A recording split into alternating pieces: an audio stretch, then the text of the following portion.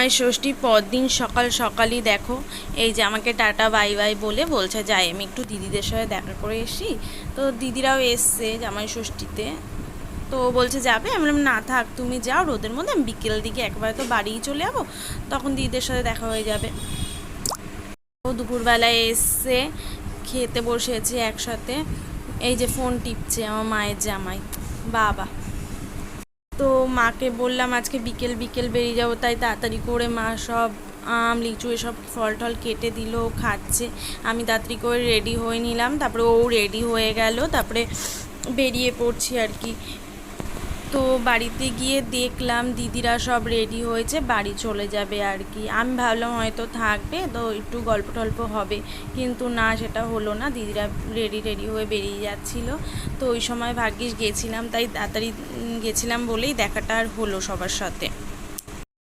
আর জানো তো আমাদের ভাগ্নিটা কি ঠাকুর ভক্তি হয়েছে, গোপালকে নিয়ে দেখো ঘুরতে নিয়ে যাচ্ছে আর কি। তার বলছে যাওয়ার সময় আমি নিয়ে যাব ট্রেনে। তারপর দিদি বলছে না তুই পারবি না, তুই ছোট মানুষ, পড়ে যাবে গোপাল, তাই আর দেয়নি দিদি ওকে। আজকের ভিডিওটা এই পর্যন্ত, কাল আবার দেখা হচ্ছে নতুন ব্লগে। ততক্ষণ সঙ্গে থেকো। আমার ভিডিওটা ভালো লাগলে একটা লাইক শেয়ার অ্যান্ড সাবস্ক্রাইব করে দিও।